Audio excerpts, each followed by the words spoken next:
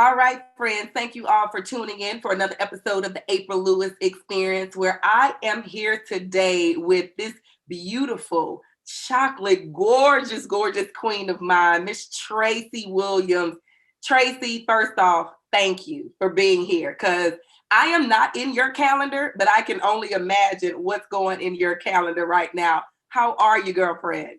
I am doing great. Thank you so much for even thinking of me to be a part of this. I'm very excited. So, Oh my gosh, you are so welcome. And you just don't know. So, just a little backstory. Tracy and I met in a lavish mansion. Like, what was it, a year ago? Everything is all weird with more than a calendars. year ago, I think we met first in 2018, if I'm not mistaken. It was either 2018 or 2019 when we met. Because we was, yeah, I think it was 2018. It was Yeah, 2018. yeah. And Tracy, like one of my previous guests, Kelly, we went to a speaker's mastermind. It was like 4 or 5 days in this amazing mansion. Shout out to our speaker coach, Donna St. Louis. And it's all about lifting up your message, being in position and crushing the stage.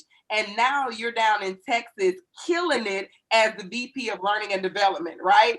Yeah. So take us on a journey, Tracy. You have this high executive position, but then you also are still here coaching women. What does a day in the life of Tracy look like?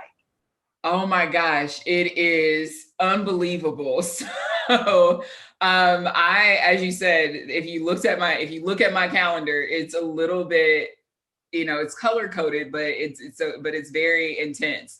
Um, I Mm, I am someone who is constantly looking at how do I use my professional platform and my personal platforms to really enhance the growth of other people. And I have another coach to thank for that as well. That is one thing I mm, will say. I have meetings on my calendars with all of my coaches yes, on a regular yes. basis. But we can get to that in a little bit. But a day in the Mhm. life for me looks like the first couple of hours of my day is actually spent on getting ready for meetings for my current position because my company is based in LA. So I'm dealing on West Coast time with that company. Yeah. So I have a few hours in the morning to get ready for my interactions and engagements with the people on my team and other employees of the company, but also uh, really ensuring that I've taken care of any of the coaching clients that I have.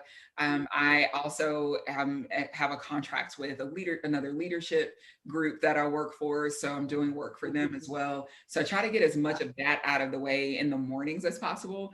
And then starting around 10 a.m. for me is when I start that full-time job. And I'm in the process of developing a leadership program that will launch later this year. So there's a lot that is involved in that, especially anyone who is a part of program design. They know how much goes into that.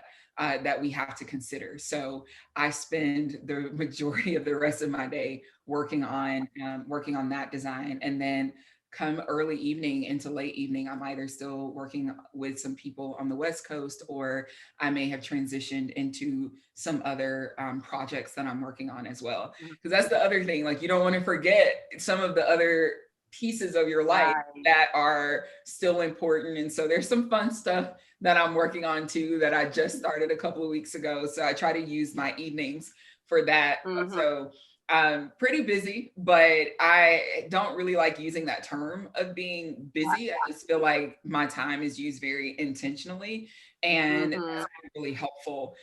Getting on a schedule that works for me and works for my lifestyle has been really, really critical for me these last 30 to 45 days. So it may look like a lot, but it doesn't seem like a lot because I'm working in areas that I'm really passionate about. Oh my God, we share the same feeling. I don't even like when people say, I know you've been busy. Wait a minute, I'm not busy. I may Yeah, be creating, I'm producing, but I'm not just busy because I say it all the time. You can be busy rearranging your sock drawer. That does not mean that you're bringing your dreams to pass. Okay, you're not moving the needle in your company and you're not making any money. So, busy is not a word that I like to subscribe to. So, I feel you on that.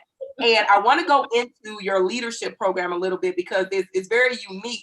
You're not just developing the same, because everybody, we got a world full of leadership coaches, leadership consultants, leadership this, but yours is very niche. Who is your audience that you're working with in that leadership program, and why are you working with them? Yeah, so we're developing something that is for Black professionals in the Black community. We have heard too long that Black talent doesn't exist, that Black executives don't exist, that the pipeline isn't there. And it's not something that I believe. It's not something I ascribe to.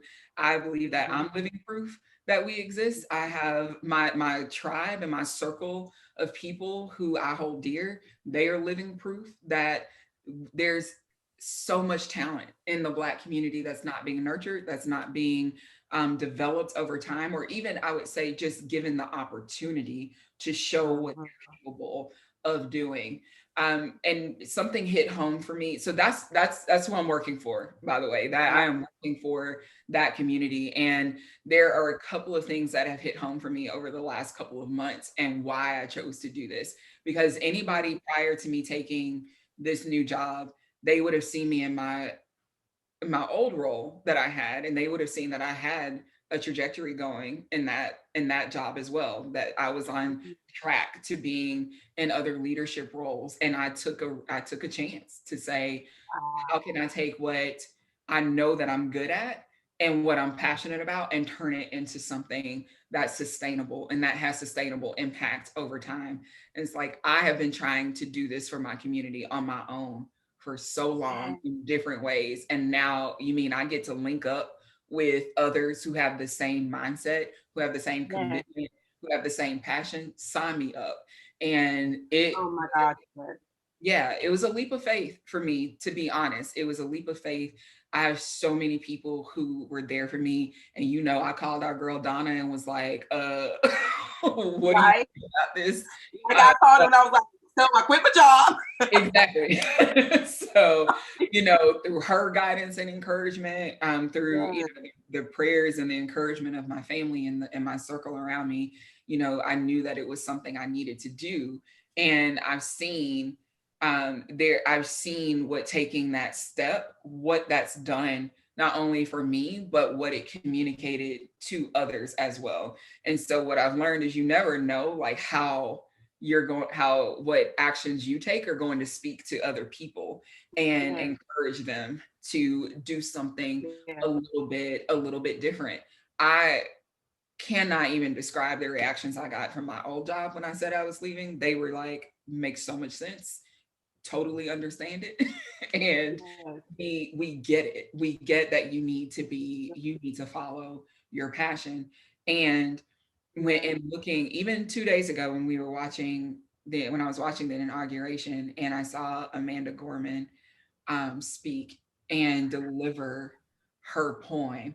One, she's remarkable, but two, what stood out to me was a comment somebody put on social media later, and they said, you all are seeing this for the first time, but talent like this exists in Black neighborhoods and Black schools and Black community groups. You just need to go look for it and you need to find it. And I feel the exact same way about our Black professionals in corporate environments. We're out here. You just haven't been looking. But guess what? We're not going to wait for you to look for us anymore. We're actually going to do something about it and set up a platform for people to see us in all of our glory and everything that we can offer to our organizations and to our communities. What's the word? What's the P word for when your heart palpitate or what is? I should know it, but my heart just started. Listen, whatever. We'll Google it later. But you should literally. So I don't know if you've ever heard of the book 3 Feet from Gold. It was inspired by Napoleon Hill work, and it's written by Sharon Lecter and Gary Reed, I believe. It's a strong book. If anybody hadn't read it, I encourage everyone to read that book. And you just gave the formula that Gary Reed, he pretty much took a journey similar to Napoleon Hill, where he interviewed hundreds of successful people and masterminds and basically said, how is it that you keep going in spite of adversity? What does it take to win? And how did basically, you're killing it now, you're rich, you're wealthy, you're a legend. How did you get here? And one of the formulas that he put is take your passion, add it to your talent and your association, and you get in your purpose. So many women who watch this show are working jobs but their baby ain't leaping when they get up in the morning because they want to be working in a different field or a different industry, and they have the skill set. And you saw an opportunity. You were sitting comfortably where you were, well respected. I see how you crush it in the industry. So you said, quote, I took that leap of faith. And that's what this is all about. Like, to let women see, if you have a dream, move in that thing. So what kept you from being scared poopless? What kept you from saying, you know what, I'm comfortable here, I know this, let me just stick here and keep doing it on the side? What was it? Ooh, I'll say this. I'm not gonna say I wasn't scared. I think that's the thing. I had to operate in spite of. And I think that's what Operate in spite of. Yes, love like you have to move through that, right? But I will tell you, it's so important to surround yourself with people who are going to push you and who are going to throw your own words back on you, because you know, and I know, and those that we have in our circle, we all coach in some way, right? We are the best advice givers to other people. And then when it comes to ourselves, all of a sudden we're so hesitant. So couple of things. One is I still had a little bit of fear, and I have to confess that, like, there was fear there for me. There was the unknown of, you know, I'm known in this realm and people think I'm really good at what I do. What if I go into this and people are like, no, we don't think you're good enough for this. So there was that little bit of, am I ready for this step? And I will say that I was going back and forth, should I do this? And I called somebody, I called a friend of mine, and I said, I don't know. I'm not sure. And she said, this is what I need you to do. She said, I need you to go sit on your couch, turn everything off. I need you to open your journal, and I need you to think about, if the three of us, meaning our other friends, if we were sitting across from you and trying to make the same decision, what would you be telling us right now? And she's like, and write it down. And so I did that. I spent the next half hour and I was like, what would I be telling my girlfriends right now if they were in the same position as me? And it was almost like I wrote it and I called my mom and I read it to her and I burst into tears. And I said, there's no way I can't do this. I'm literally stopping myself from really operating in the gift that I know that God has given me and the talents that He's given me, because of what? Because of, like, fear of the unknown. And why would I do that? I'd be telling other people, you be fearless. You have this. You are a badass. Like, you know what you are capable of doing. Why would you doubt yourself? And I had to take on that role. Like, I was talking to someone else and I had to give myself that talk. And it doesn't mean that everything just completely went away. It's what cemented the fact that I had to move in spite of whatever I was feeling. Because it's cemented the fact. Love that. Yeah. Yes. It's just, you know, you get to a place, and I, being a woman of faith, I'm like, wait a minute. I'm supposed to be operating in faith. And what am I trying to snatch back from God at this moment and not give over to Him? And I'm snatching so much back from Him. And I literally, like, just everything that came to fruition for me over in 2020, it was almost like a chastisement of, how dare you try to take this back and limit what he's trying to do for you. And I'll last thing, because I this just blew my mind. I was listening to a sermon from Dr. Howard John Wesley out of Alexandria, Virginia. And he started a series called, I Shall Not Fear. And what he was saying was, God has already prepared you for what you're about to enter. And I sat back, because even with this new role, you're still navigating I'm still navigating uncharted waters. I'm still doing things, you know, that I haven't done before. And so Mhm. it stopped me in my tracks. And I said, if I truly believe that this is something that he has ordered for my life, it also means that he's ordered the journey, he's ordered the outcomes, he's been there, like he's prepared this for me. I've just got to operate in that lane and in that faith that he's going to give me every resource, every tool, every person I need in order for this to be successful in the way that he's already seen it to be successful. So I got checked a little bit a couple of times in this journey, Yes. You and I'm know, operating now in that way. So and you crushing it. I already know you crushing it because you're great at what you do. But you make me think of the scripture that says your gift will make room for you, yes, right? And put you before kings. And I am like living proof of that. Like I have like my gifting is my ability to communicate. It's twofold. My ability to communicate with myself, my self-awareness by keeping it real with me, and my ability to communicate with other people to make sure that they get the message that I desire for them to send. And even as I'm hearing your story, I want my desire is for anyone, and I say women because I'm a woman, so I obviously have a special place in my heart for women. And but men listen to this too. I want someone watching this to literally get stirred up inside to know that there is nothing that they cannot do. Regardless of what happened in life, life is going to come. One of the things that I say, life is going to be served to you on a platter, whether you're hungry or not, right? So you got to figure out how to eat it. So, Tracy, you're a coach, you're in this high executive position, you working across time zones, you got your schedule, a jam-packed schedule, some kind of way you look phenomenal, you sound phenomenal. What is it that you do on a regular basis to keep your spirit fortified to do the work that God has called you to do?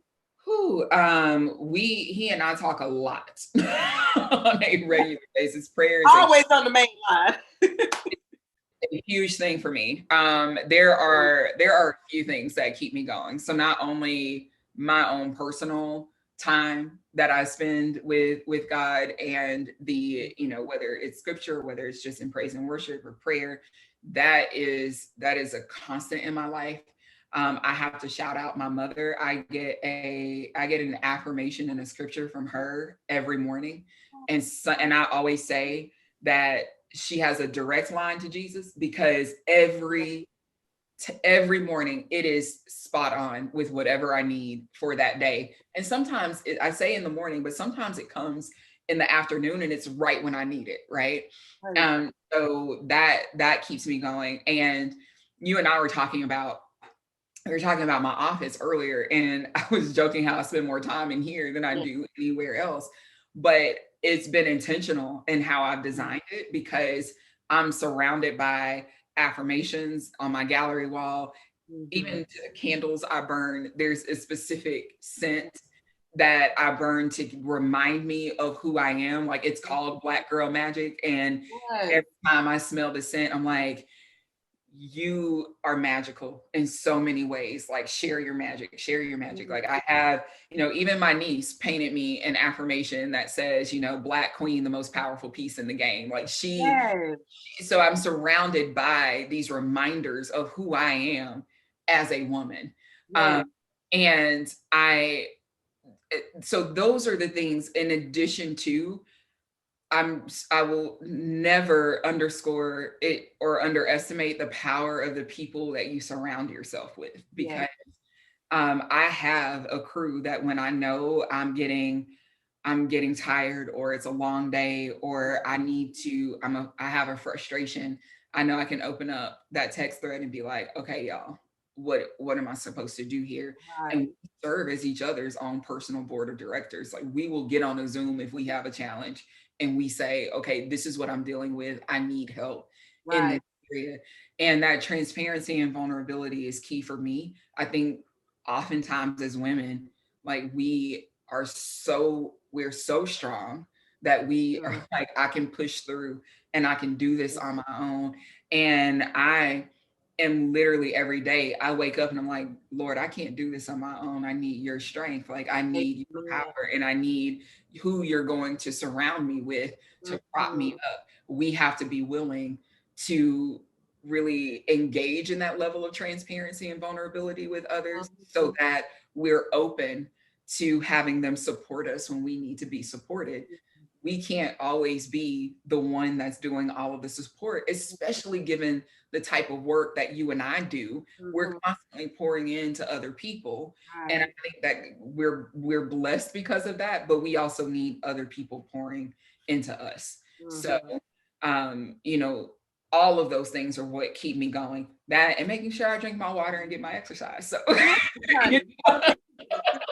you know, you are such a beautiful, and I think for me, I'm a faith-filled woman too. Like I love my God, I love my Jesus, and I love the Holy Spirit. And I remember when I would not say that out loud because of my lack of faith and my questions. But then just like God's word say, choose ye this day whom you gonna serve. And so I chose to serve God, and it's working out very nicely for me. And you saying stuff that, you know,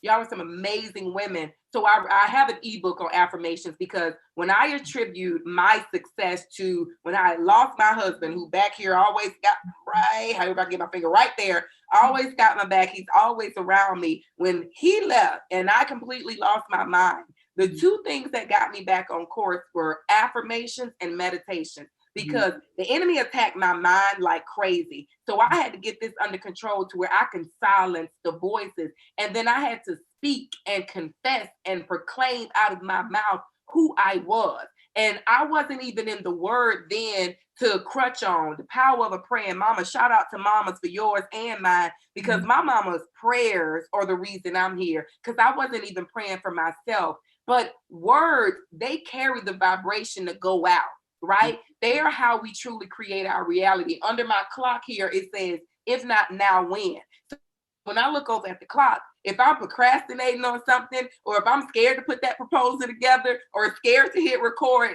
that affirmation reminds me, if not now, when? So saying all that, Tracy, is there anything in your life that you wish you were doing now that you aren't doing? Ooh. I'll say this. I have been sitting, this is the fun stuff that I have been kind of sitting on. If anybody in my life will tell you, you know, I'm all about like, you know, I'm being serious with my work and everything, but I've been trying to figure out what's a way that I can talk about my craft and my gift in a fun way that people will really resonate with. And so I've had this idea for probably the last year and a half, and I just started it. So I will say, if we had this conversation a week ago, I'd been like, girl, I really need to start this one thing. But what I will say, my commitment is to be consistent with it now. I'm trying to put out in the universe this idea of what it truly looks like to be effective, to effectively communicate in all of your relationships, and it not be so rigid in how I put it out there. So I am a super fan of Married at First Sight. I don't know if anybody watching this actually watches the show, but I've been watching since. No, Married at First Sight. That's the one. That's the one where they come together, they go to and then they get married, then they live together, and then they can decide if they want to get. I'm sorry, I thought I turned all this off. I apologize. Then they decide if they want to stay together, right? They don't see, and here's the fascinating part about it, because they don't even know each other's names before they walk down the aisle. They don't know they don't know the name, they don't know what they look like, nothing. They are literally meeting their spouse at the altar.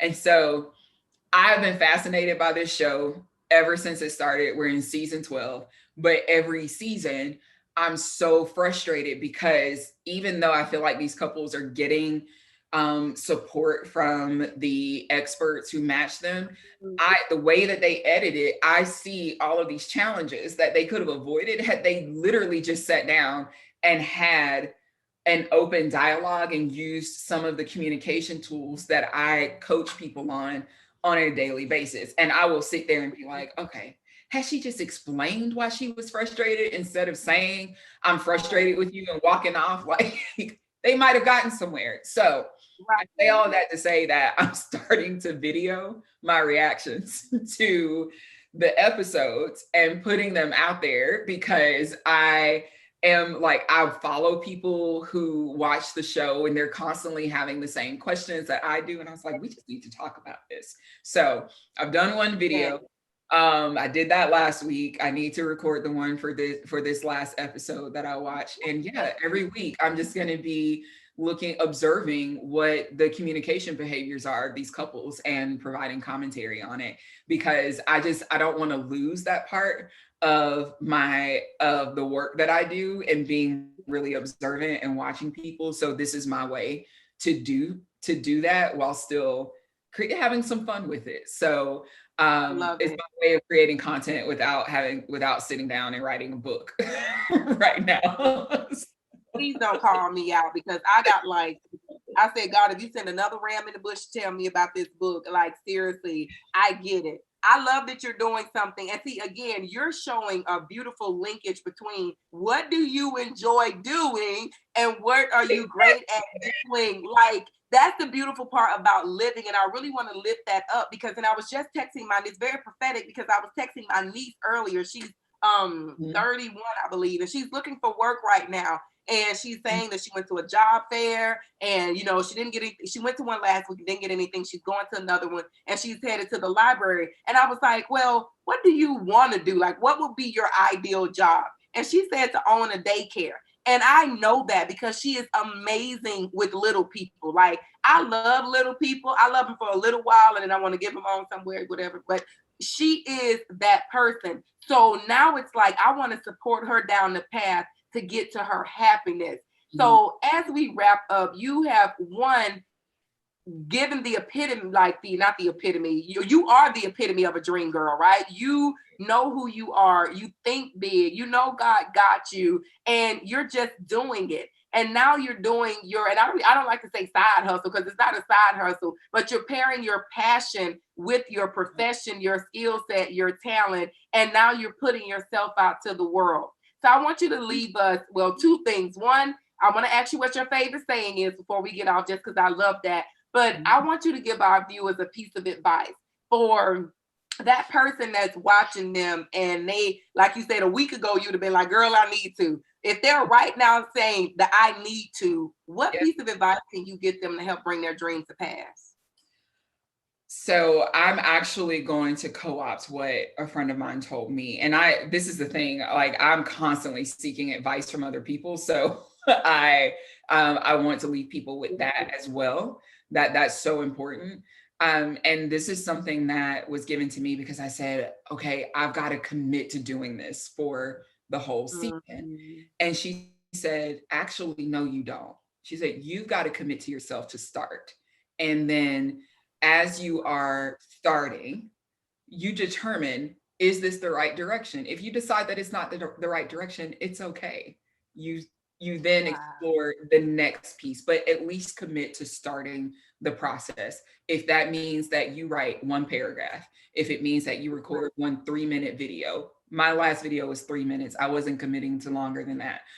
If you commit to, one Instagram post or one tweet to see what the engagement is going to be just once.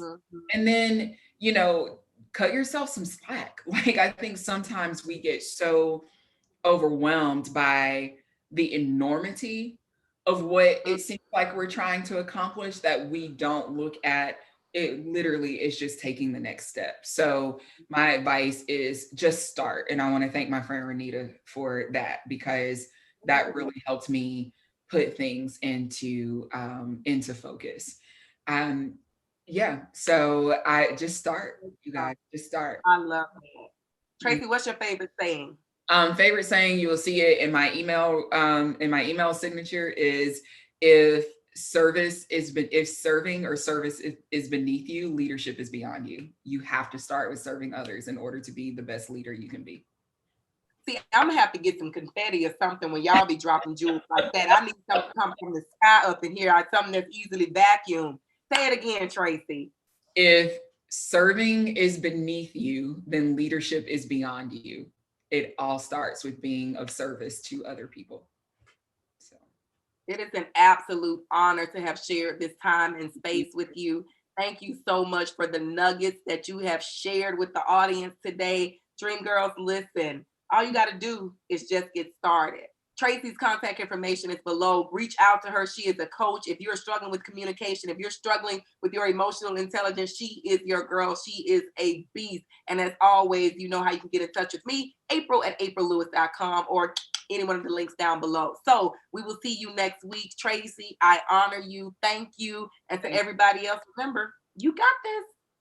Awesome.